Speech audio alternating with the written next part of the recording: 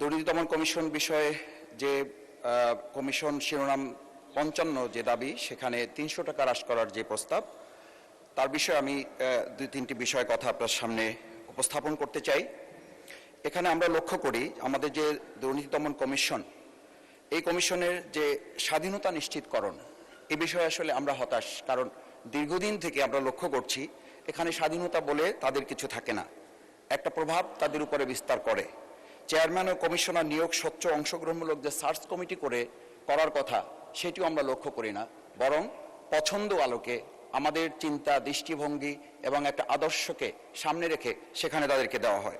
তদন্ত এবং মামলা পরিচালনার রাজনৈতিক, প্রশাসনিক অন্য কোনো প্রভাবমুক্ত পরিবেশ নিশ্চিত হয় না। সঙ্গত কারণে কমিশনারদের যে জবাবদিহিতা, সেটিও আমরা লক্ষ্য করি না।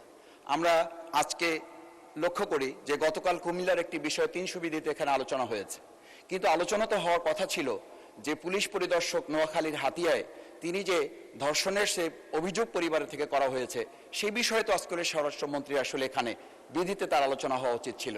এই যে প্রভাব বিস্তারের এবং নিরপেক্ষতা, নিউট্রালিটির যে আমরা একটা ডিভিশন দেখি, ডিসক্রিমিনেশন দেখি, সেই জায়গা থেকে কিন্তু এটা আমাদের মাঝে এই সংখ্যাটা তৈরি হয়। মাননীয় স্পিকার, আমরা আরেকটা বিষয় আপনার সামনে উল্লেখ করি। কমিশনারদের বিরুদ্ধে অভিযোগ তদন্তের জন্য স্বাধীন অভিযোগ মূল্যায়ন বোর্ড যে গঠন করার কথা, থাকার কথা, সেটির ক্ষেত্রেও আমরা খুবই দুশ্চিন্তা এবং উদ্বিগ্নের মধ্যে থাকি। কারণ এই জায়গায় যেটা বলা হয়ে থাকে যে ছোট ছোট মাছগুলো এই মাকড়সার জালে আটকা পড়ে, পোকামাকড়গুলো আটকা পড়ে, আর বড় বড় রুই কাতলাগুলো এই মাকড়সার জাল ভেদ করে এখান থেকে বেরিয়ে যায়। সঙ্গত কারণে এই দুর্নীতি দমন কমিশনকে একটা নখ দন্তহীন বাঘ হিসেবে তুলনা করা হয়। মাননীয় স্পিকার, আর একটা বিষয় বলি, সেটা হচ্ছে এই দুর্নীতি দমন কমিশনে যারা এখানে ভূমিকা পালন করেন, ডিজিটাল ফরেনসিক, সাইবার অপরাধ, অর্থ পাচার, বিশেষ করে এই যে 18 লক্ষ কোটি টাকা পাচার হয়েছে, এই পাচার রোধে বা এই পাচার করা টাকা ফিরিয়ে আনার ক্ষেত্রে তাদের সাথে আমি যতটুকু কথা বলার সুযোগ বিভিন্ন সময় হয়েছে, সরকারের সদিচ্ছার যে অভাব থাকে, সেই সদিচ্ছার অভাব থেকে এটা হয় না। কোনো কোনো ক্ষেত্রে প্রভাব বিস্তারের একটা বিষয় আমরা লক্ষ্য করি। সেই জায়গায় আমি প্রস্তাব করছি উচ্চ পর্যায়ে দুর্নীতির বিরুদ্ধে সমান প্রয়োগ, যে সমান প্রয়োগটা আমাদের করার কথা, রাজনৈতিক ব্যক্তি, সরকারি কর্মকর্তা, ব্যবসায়ী, প্রভাবশালী যে কোনো ব্যক্তির বিরুদ্ধে, বিশেষ করে যদি মিডিয়ার সাথে সম্পৃক্ত কোনো প্রভাবশালী ব্যক্তি হন, তাহলে তার ধারের কাছেও যাওয়ার সুযোগ কখনো কখনো এই দুর্নীতি দমন কমিশনে যারা কাজ করেন তাদের হয় না।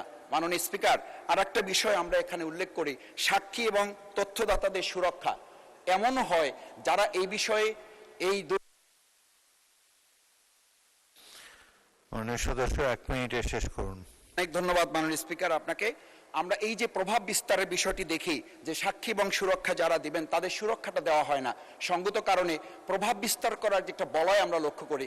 আজকে আমরা এটা দেখছি, আমাদের মাননীয় স্থানীয় সরকার প্রতিমন্ত্রী মীর শাহ আলম জনাব, ওনার এলাকার দুটো উপজেলায় কয়েকটা ইউনিয়ন হয়েছে, একটা ইউনিয়নে ওনার পরিবারের, ওনার বংশের নামে, মীর বাড়ি বংশের নামে একটা ইউনিয়নের নাম করা হয়েছে। ওনার 2 সন্তানের নামে, দিগন্ত এবং সীমান্ত, 2 সন্তানের নামে 2টা ইউনিয়নের নাম করা হয়েছে।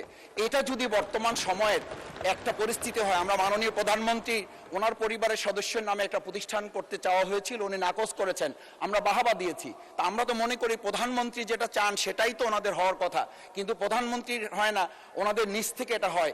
এই যে আমাদের প্রভাব বলয় তৈরি করা, আমরা এখানে তো সংশোধনী পাশ করতে করতে অনেক সময় চলে গেছে, শুধু নাম সংশোধন করতে, বিগত ফ্যাসিস্ট সময় যেগুলো হয়েছিল। আবার এই সংস্কৃতিগুলো আমাদের মাঝে। ধন্যবাদ মাননীয় সদস্য।